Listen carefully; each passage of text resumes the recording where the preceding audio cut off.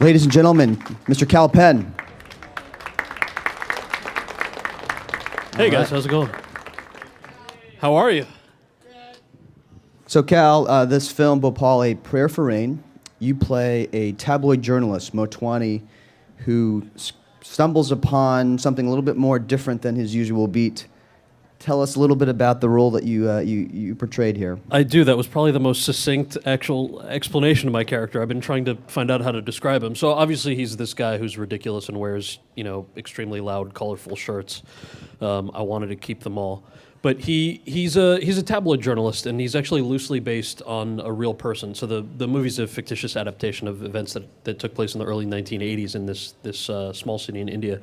And I play this tabloid journalist who comes up with the most outrageous news headlines and articles imaginable just to sell papers.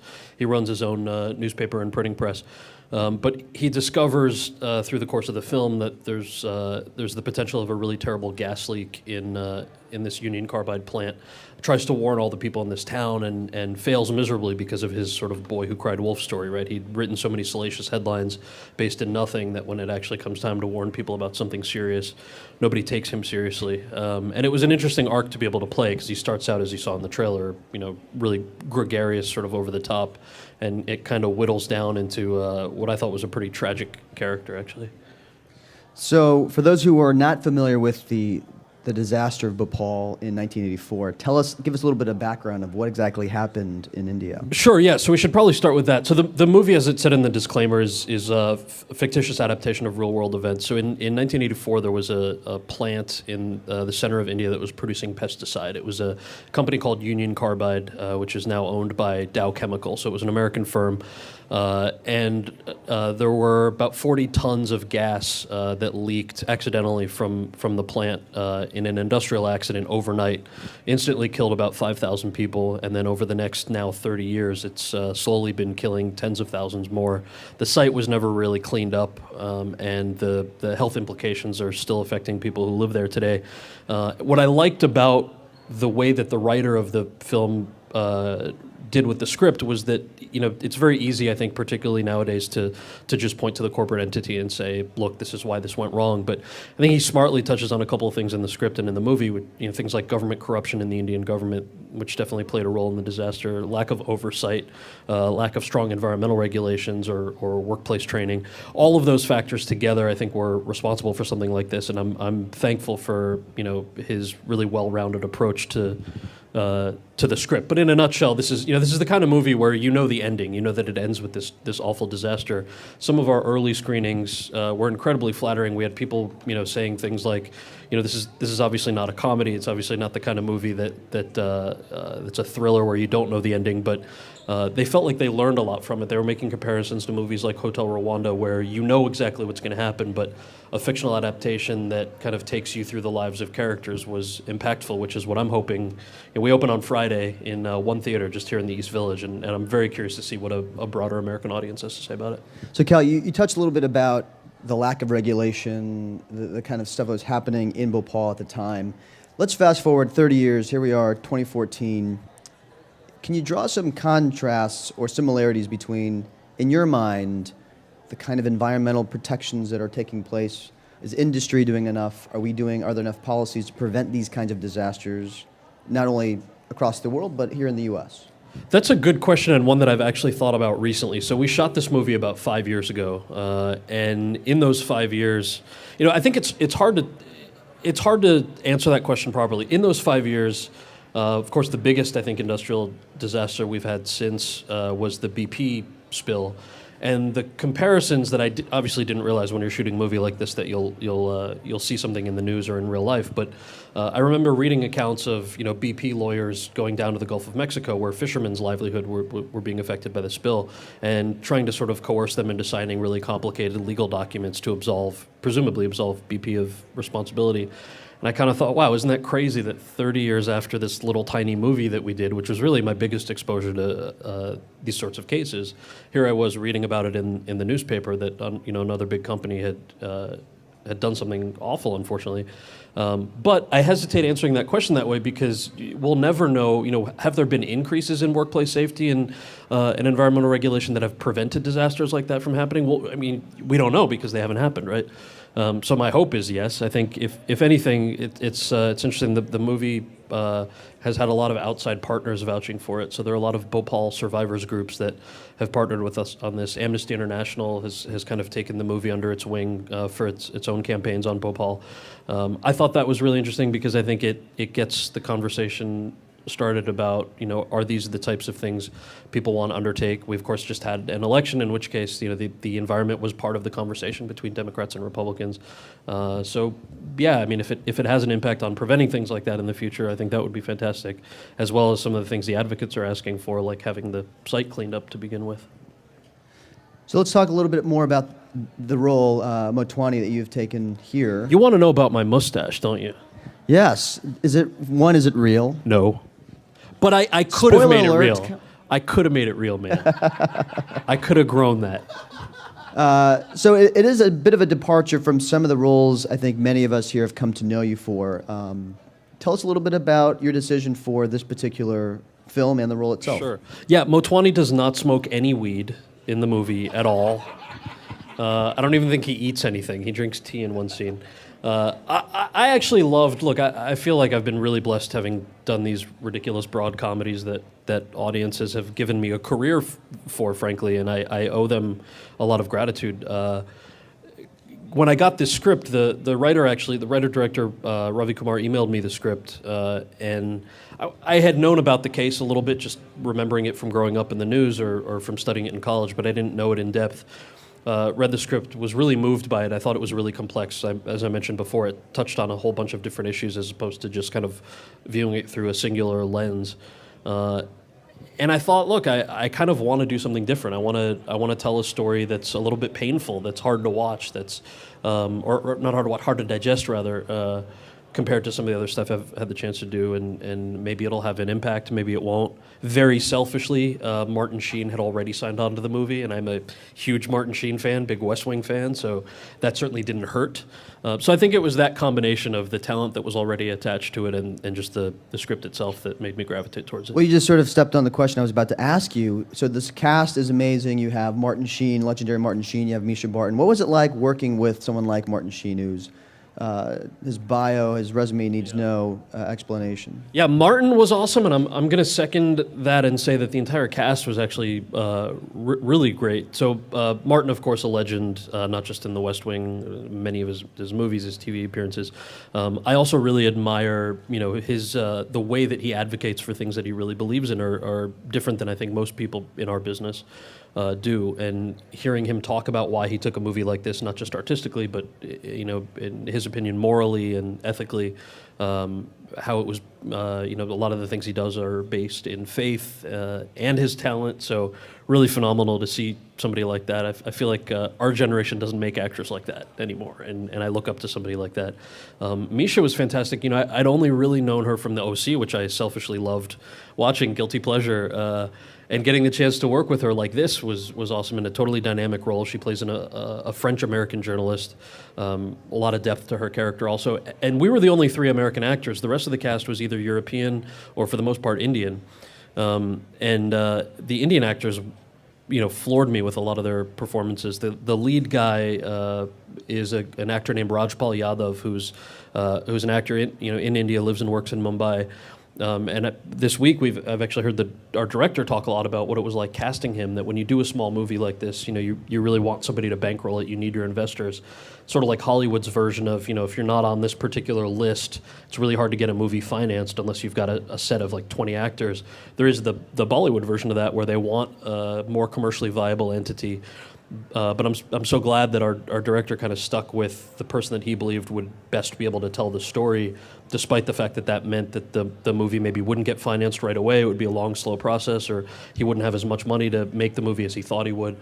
So that kind of integrity is rare, I think, to interact with, especially nowadays, and it was a blessing to do that. That's a great point that you make, and I'm wondering why, in your mind, why aren't there more films sort of that take on controversial issues or stories like this that, I don't know, I'll take an informal poll. Anyone had heard of Bhopal prior to the screening?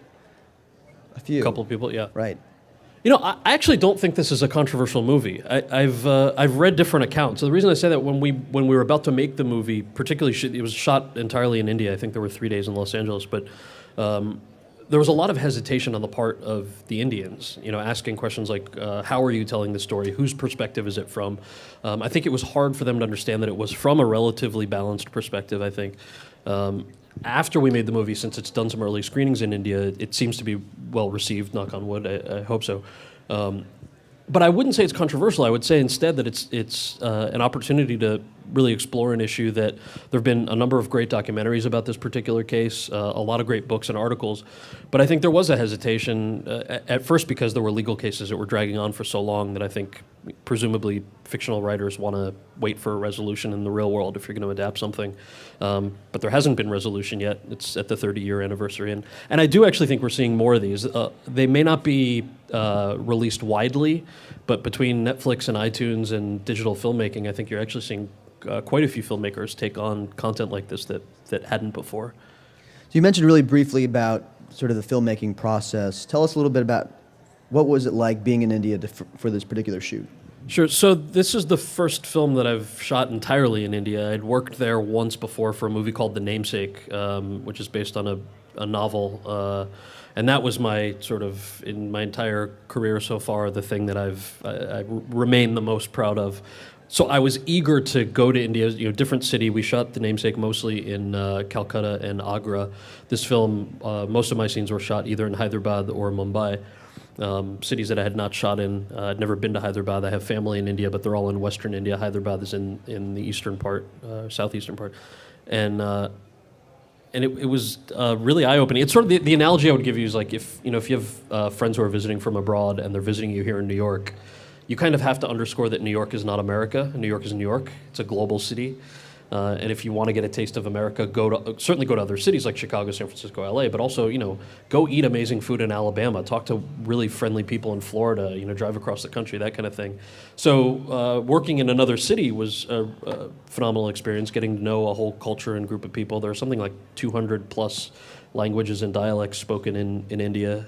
So seeing that, even though I was born and raised in Jersey of Indian parents, you still absolutely feel like a foreigner going to even the country of your parents' origin to shoot something, and it was very helpful to dive into the character that way. Oh, I should probably, an anecdote about that. I think the trailer has me speaking English, but probably 70% of my lines in the film are in Hindi, which is a language I don't actually speak. And when I read the script that was emailed to me was in English. When I met with the director, our conversations are in English. He's a UK-based guy. The 6 months of prep that I had alone in LA, I was preparing and thinking I was doing a great job, researching exactly what was happening, creating this character. And I land in India and we go through, the first day of rehearsals. I read through the first scene. Director goes, "Great, that was great. Hey, now do it again in Hindi." I was like, okay, well, I don't speak Hindi. I speak English and I speak a language called Gujarati fairly fluently because my grandparents spoke it, but I don't speak Hindi. And he kind of looks at me and I was like, yeah, so we're shooting in 4 days. What do you want to do? And he said, well, I think you should learn Hindi. I'm like, sure, in 4 days? I mean, the languages are similar, sort of the way that Spanish and Portuguese might be similar, but they're still completely different languages. And I said, well, shouldn't I just get on a plane and go home? Like, shouldn't you really hire an Indian actor? I thought I was fine with everything, the period piece, the content, everything except for the language in which he speaks. And the director, Ravi, looked at me and goes, are you not up for the challenge? Are you not up for trying? If there's one thing you don't tell either an actor or a kid from New Jersey, it's are you not up for a challenge? So we hired a dialect coach and started work on the language. The reason that's relevant to your question, being in the country in which that language is spoken widely was very helpful to actually learn and adapt to it, and we had a great team of people that helped me with it. So you mentioned you took about 6 months to get prepared for Roughly, I would say, yeah. So let's kind of tell us a little bit about the process you had gone through as sort of your acting process of getting into the character, any research that you had to do. Yeah, what's that like? It was kind of a cool experience. So this is the first time I've played a character who I think was loosely based on somebody. And I remember asking the director, saying, since this is based on somebody, should I... And he's still alive, by the way. The real journalist that this is loosely based on is a guy named Keswani, who lives in Bhopal. He's still a journalist in Bhopal. He did actually write really ridiculous, salacious headlines that you see in the film. They're all actually lifted from actual newspapers that he wrote over the years. But I think that's generally where it stops. Our director basically said, look, there are enough creative liberties that I've taken with the script that I would actually encourage you, instead of going to Bhopal to meet this guy, I can tell you what you need to know for that structure. But in my version of that, I want that arc between what's a lighthearted character, maybe a little comic relief at first, and then that whittles down into realizing that he's a totally vulnerable, actually very sweet guy who's trying to warn people. So most of that character arc was studying things like, we have gossip journalists and people like that here in America, but in India, it's like a whole different world. These people just completely will fabricate quotes based on nothing, completely make stuff up, attribute it to you. It's fascinating, actually, really fascinating industry. So learning about that, putting it in a specific period, and then these things sound so simple, but the 1980s, of course, the way we communicate in technology, very different than it is here. But if you take an emerging economy like India, there are a whole slew of issues that it was important for me to do justice to. So not as an activist or not as somebody who likes to be aware about these kinds of things, but really as an artist, making sure that if there's so many survivors out there, so many people who might watch a movie like this and say, I want to see what this situation was really like.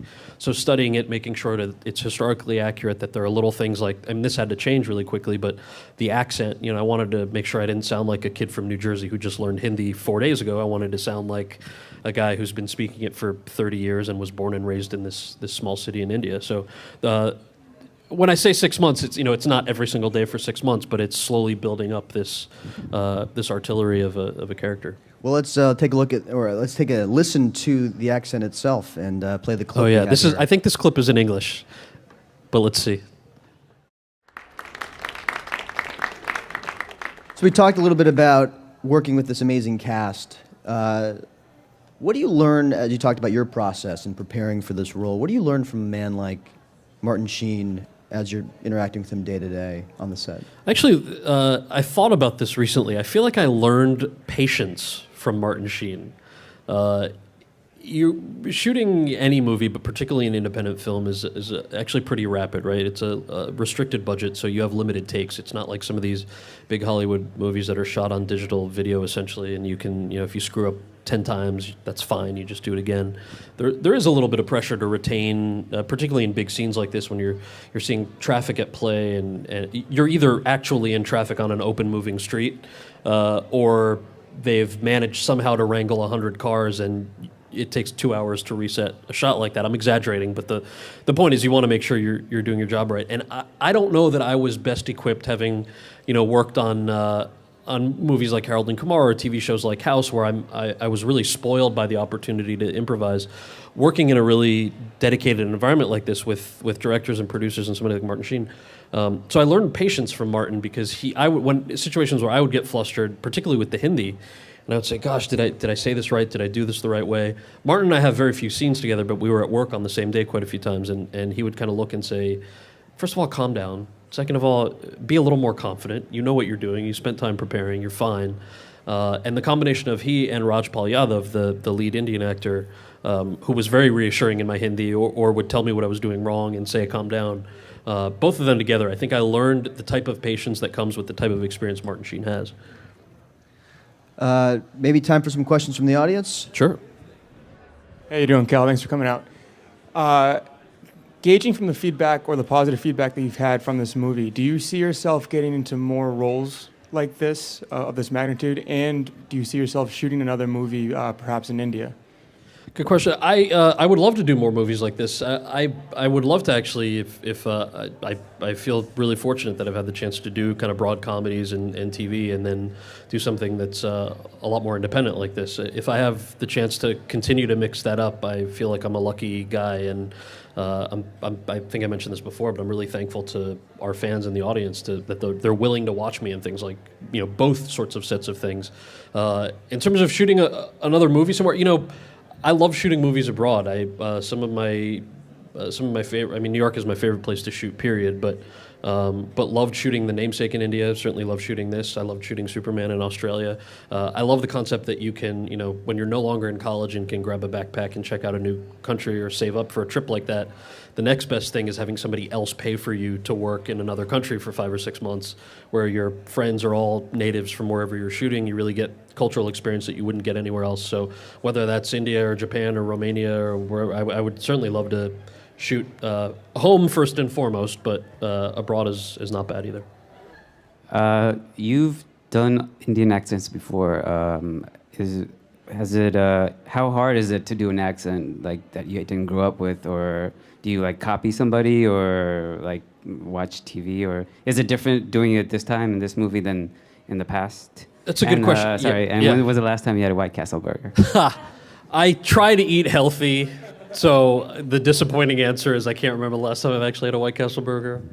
But there's supposedly one on 8th Avenue, right? That's what I keep hearing. People love to either offer me weed or tell me where the nearest White Castle is, and I'm appreciative of both suggestions.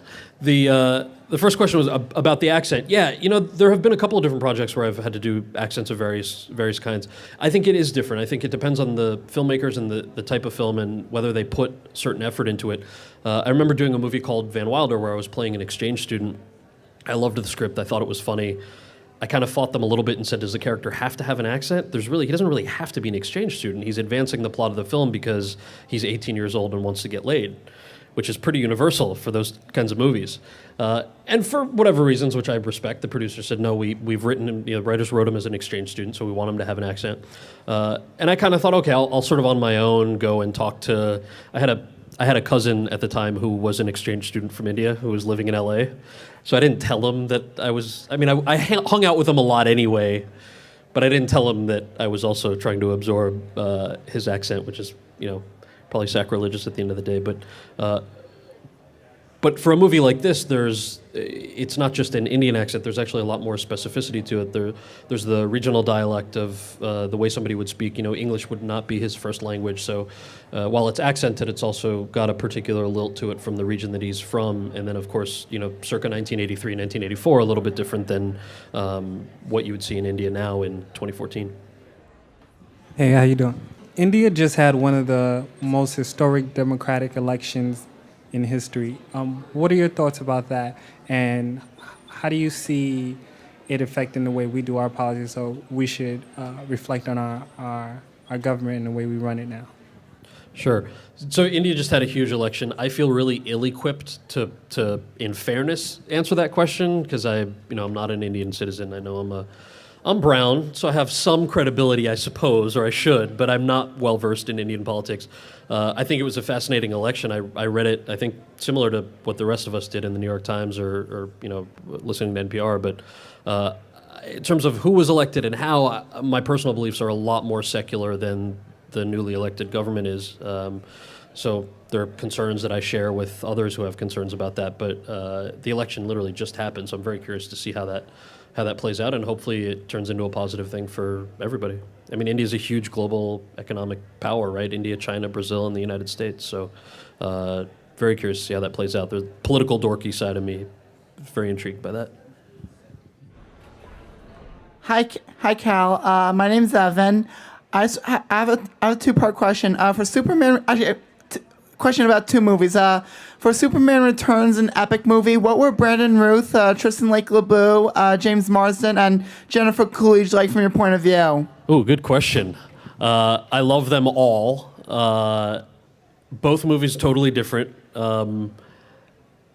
Epic movie, which I like to pretend I didn't do, was actually a lot of fun to do. The filmmakers were really nice guys, two really, really nice, very funny guys. The cast was great. Jennifer Coolidge I had been a fan of before, particularly, sort of coming of age with American Pie was kind of really huge to be able to work with her. That whole cast was really fun. It was actually a pretty long shoot. I think it was about 5 months in LA, and they were all great. Brandon and I, in terms of Superman Returns, Brandon and I had actually been friends for about 6 or 7 years before either of us became working actors. So it was just sort of by chance that he was cast as Superman. I knew they were about to announce that he was Superman right around the time that I had my audition for Superman Returns. And I kind of called him and I'm like, I know you're not allowed to tell me that you're about to be cast as Superman, but I can read between the lines because we grab drinks sometimes and I can tell why you're not auditioning for anything else. And it just so happened that we got to work together on that, which was great. They shot that for about a year in Australia. I had the chance to go down there for about 4 months. He was my roommate for those 4 months. We had a great time. It was actually really grounding to be able to work on a movie of that magnitude and room with a buddy who happened to be playing Superman. Thanks. Hey, Cal, thanks for coming out. Thank you. So you said that the journalist was also still alive. Did you get a chance to meet him? And also, did you get a chance to meet any of the people that were living in that town?